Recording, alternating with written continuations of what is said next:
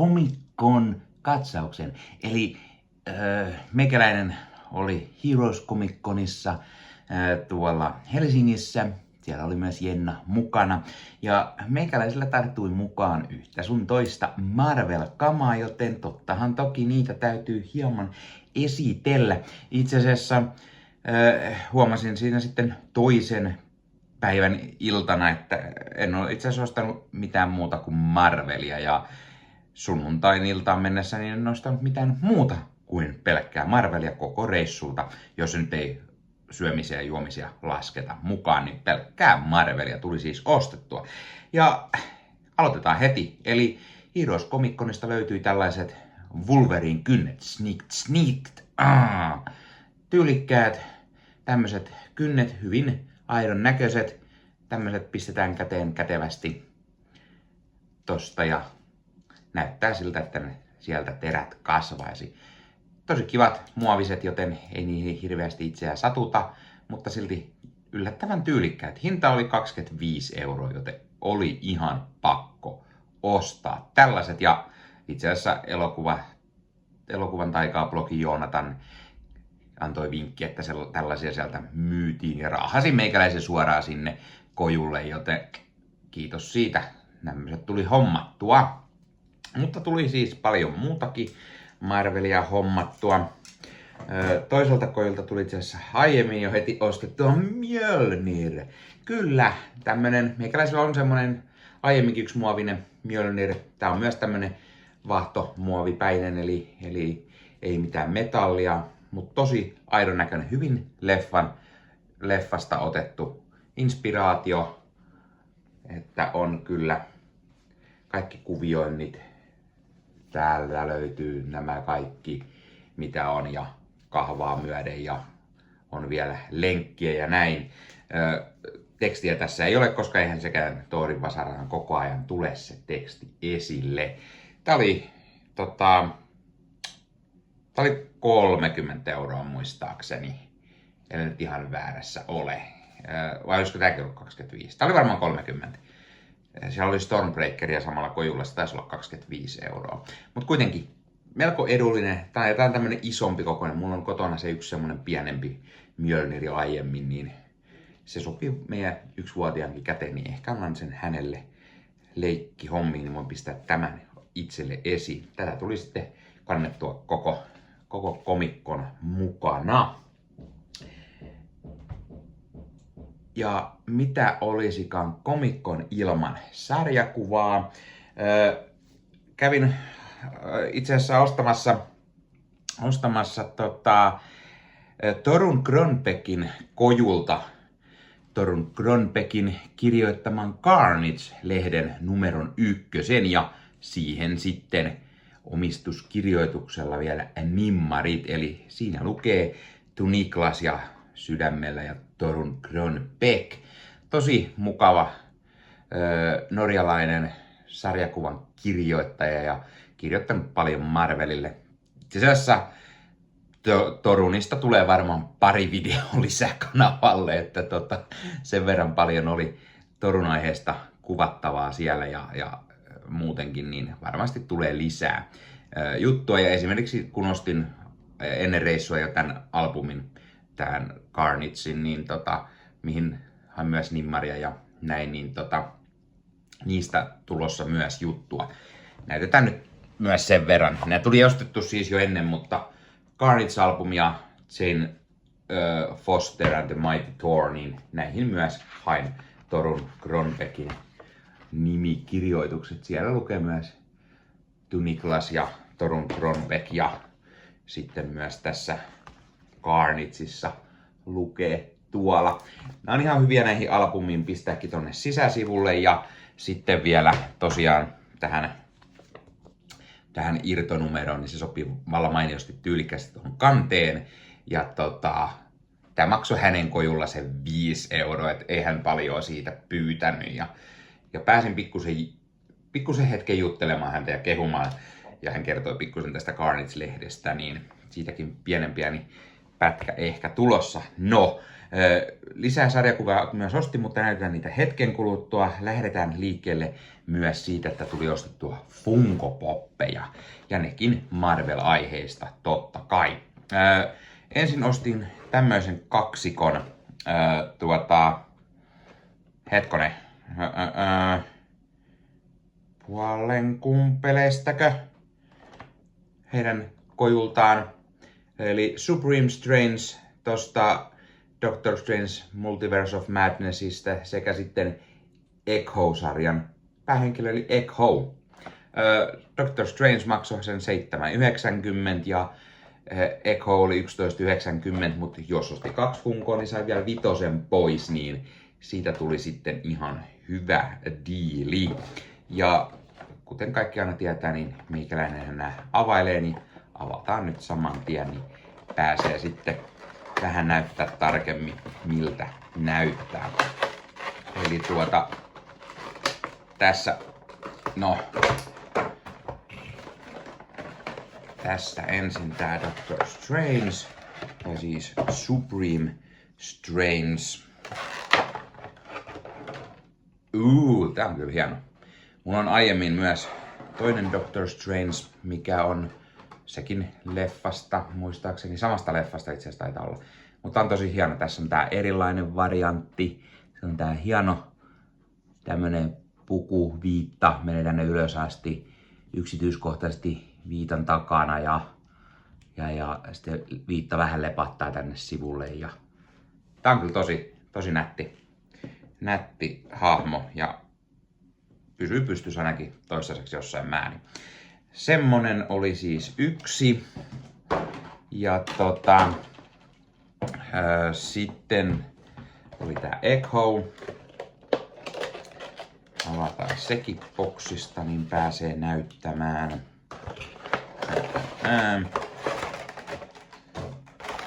Tää onkin vähän eri tavalla.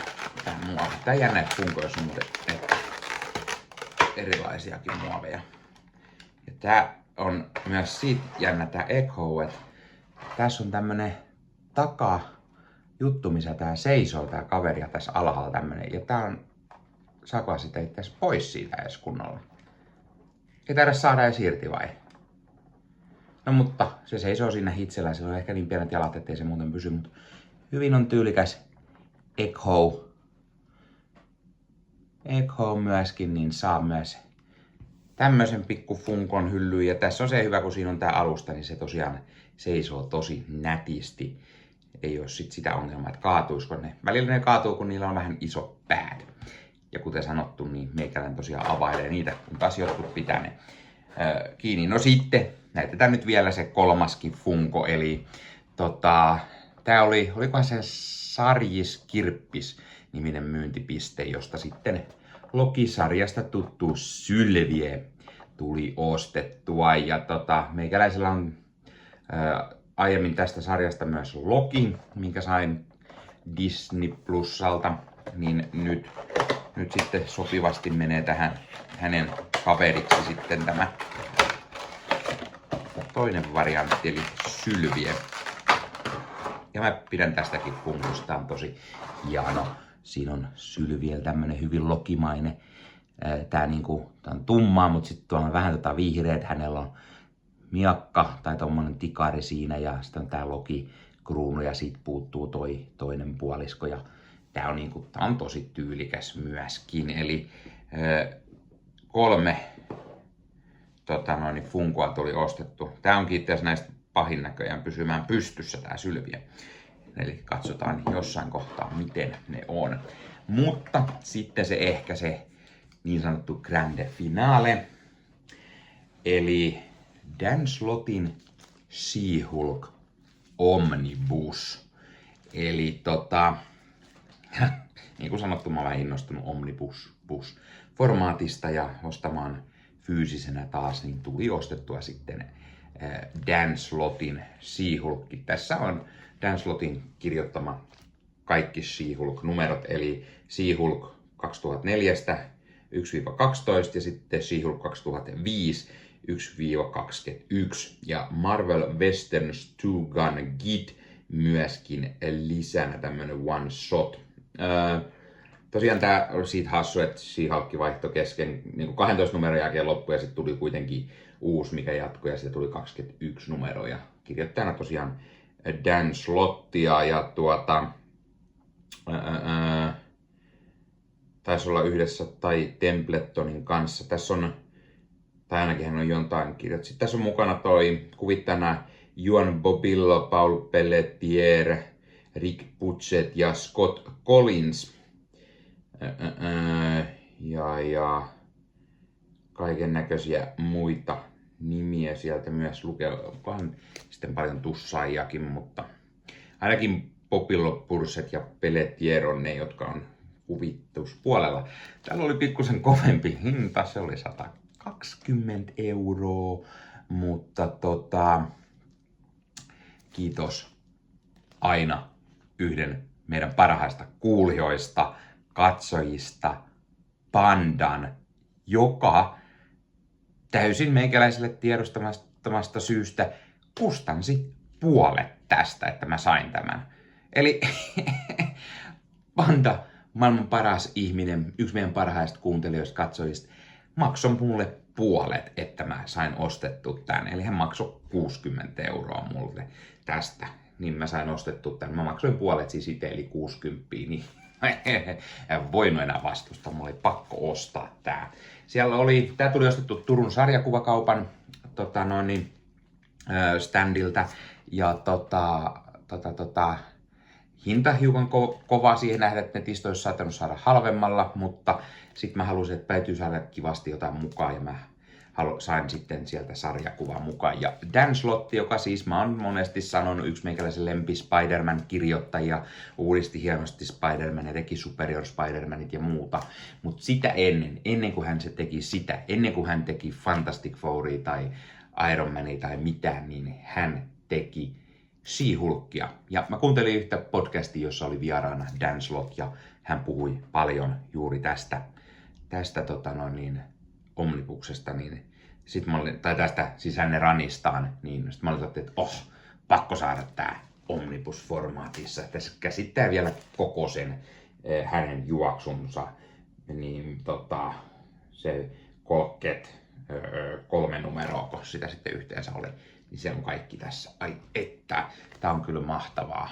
Ja mä luulen, että mä voisin tämmösen pikkusen tätä avata myöskin, mutta mulla oli ajatus niistä muistakin Omnibuksista, mä teen sellaisen esittelyvideon, mä vähän näytän millaista se on, ja sitten kun mä saan luettua ne, niin mä myös kerron, mitä mieltä mä olin siitä Omnibuksista itsessään ja tähän tarinasta ja niin poispäin, niin mä myös tästä teen lisää, mutta mä ajattelin, että mä vielä kuvan pikkusen tätä ja näytän, että mitä täältä löytyy sitten, eli kurkataan pikkusen sisälle.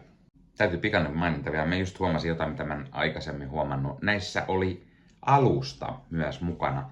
Eli täällä oli Doctor Strangella muun muassa alusta. Pysyy tossa paremmin pystyssä. Sylviellä myöskin alusta. Hitsi vielä, tää oli niin sama värinen kuin tää, että mä en edes huomata, että siinä on alusta. Toivottavasti näistä kaikissa ei ole alusta, koska mä oon heittänyt osa näistä paketeista pois. Ja mulla on vähän semmosia, että niitä ei pysy pystyssä. Että onko tavassa jossain vaiheessa tullut mukaan nämä alustat näihin? Mun mennä pikkusen paljon parempiin. Nyt nämä pysyy paljon paremmin pystyssä, kun niissä on alustat. Echoes oli olemassa omat jo. Mut niin, tämmöset oli. Ja tosiaan mä unohdin tän hinnan sanoa, tää oli 8 € tää sylvie. Joten kaikki nämä funkot oli alle 10 €. No Echo tietty oli hiukan yli, mutta sit sai se 5 alennus sit yhteensä, niin kaikki oli alle 10. No niin, katsotaan sitä Omnibusia nyt tarkemmin. Eli otan tämmönen pikainen esittely vaan tästä, koska mun tosiaan oli tarkoitus tästä tehdä enemmänkin esittelyä sitten myöhemmin, koska jotta ihmiset tietää vähän millaisia on. Meillä ei Suomessa myöskään ole mitään tämmöstä, missä esiteltäisiin Omnibukseja.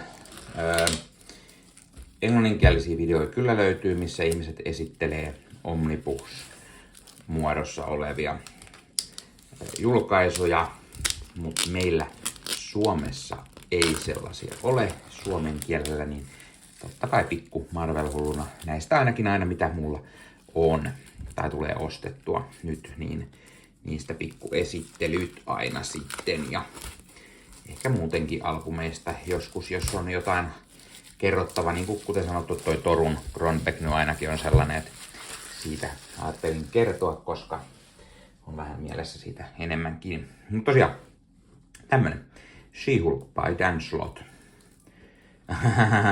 Kiva vihreä heti, She-Hulkki. Avataan eka ja vikasivu, näkee, ne on tuolla. Siellä on Creator-juttua. Ja, mikä tuoksu. Uuden sarjakuvan tuoksu. Ja tää on näköjään ihan vihreä kansi vaan tuolta. Ja mitäs etupuoli, lukeeko siellä? Ja siellä on kuva. She-Hulk, yes. Mayhew. Joo, ja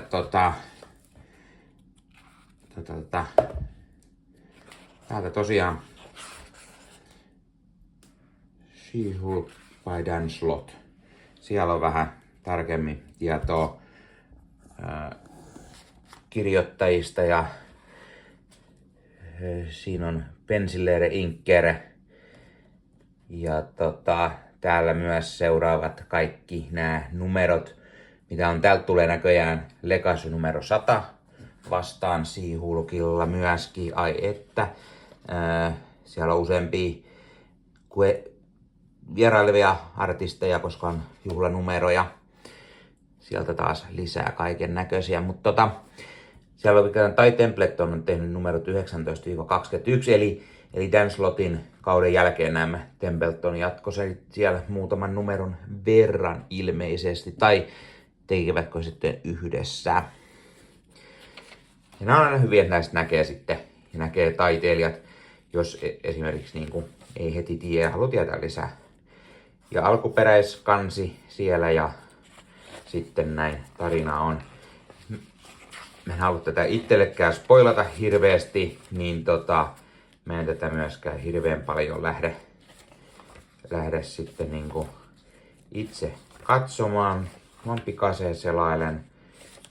On muuten tyylikkäin nää kansitaiteet kyllä. Jaha, siellä on Spider-Mania vieraana. Aha, Skorpionikin on jotain tavalla mukana. Näytti vähän ehkä flashback-tyyliltä, en mä tiedä. Mutta tämmönen kiva pikku jötikkä, mistä sitten pääsee lukemaan. Ja näyttää säkkiseltä, että on myös jotain paljon oikeusjuttua, koska She-Hulk tietty oikeudessa aina hieno Waltersina on. Ja täällä on Herkulestakin ja muuta mukana. Eli paljon on Avengers-hahmoja mukana menossa ja meiningissä. Joo, siellä oli Vandaakin mukana menossa ja Fantastic Fourin Töting ainakin. Ja ai että, mä olen tuskin odottaa, että pääsee tätä lukemaan ja mitä kaikkea. Thanostakin mukana, no niin. Ei, semmonen hyvin mielenkiintoinen. Ja on liideriä mukana ja näin, niin mukavia sellaisia hahmoja myös, mitä ollaan MCU:ssa viime aikoina nähty. Tää on tyylikäs muuten tää leader-kansi. Tässä, no mennään pikaisen tänne loppuun, ei spoilata mitään, mutta täällä on erikseen Dan Slottin alkuperäinen pitsaus hänen She-Hulkille. Ja se on aika hauskaa, mistä niinku kertoo 2 sivun juttu, missä hän kertoo sitten, mitä hän suunnitteli tekevänsä tämän She-Hulkin kanssa. Pitsasi niin sanotusti Marvelille sitä. Sitten täällä on tämmöistä concept arttia, mitä yleensä Omnibusseissa on mukana. Mutta tässä on ihan muutama hassu sivu vaan näitä. Et jossain on niinku 10 ja taas 10 sivuja, niin tässä oli melko vähän sitä. Mutta tämmönen jötikkä. Mä kuvailen lisää siitä tosiaan sitten, kun pääsen lukemaan sitä. Ja sit näytän vähän, että mitä tarkemmin ehkä millainen löytyy ja mitä olin mieltä. Noin, mutta siinä oli siis tämä Comic-Con ostelu-video tällä kertaa. Hei, jos tykkäät, niin laita hei peukkua ja kanavatilaukseen ja jätä kommentteja. Laita kommentteja, oletko sä lukenut tämän slotin She-Hulkia, mitä mieltä oot tästä?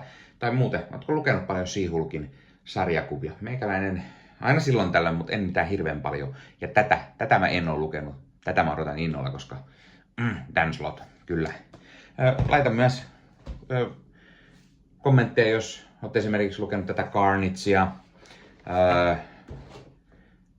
tai oletko lukenut Jane Fosteria, Mighty Thoria, mitä mieltä niistä, tai mitä mieltä muuten ostoksista. Mjölniri, löytyykö teikäläiseltä Mjölniri, löytyykö sulta Wolverine kynsiä, onko sulla Funko-kokoelmaa, keräiletkö Funkoja, löytyykö sulla jotain näistä esimerkiksi itseltä. Tai laita myös kommenttia, olitko sinä Heroes Comic Con Finlandissa? Ja jos olit, niin mitä sä hommasit sieltä? Ja aiotko mennä uudestaan? Tykkäsitkö? Mitä kaikkea oli? Näit ja niin poispäin. Me palataan taas seuraavan videon tai podcastin parissa tai jotain, mitä ikinä tuleekaan, koska kuten sanottu, paljon tuli kuvattua Heroes Comic Conista, joten paljon on vielä tulossa videoita niin Marvel Podcast Suomen puolelle kuin meikäläisen Leffahullu-kanavallekin, joten olkaa kuulolla. Ei muuta, ensi kertaa. Se on moro! Wolverine, Hulk, tämmönen erikoinempi crossover multiverse-hahmo.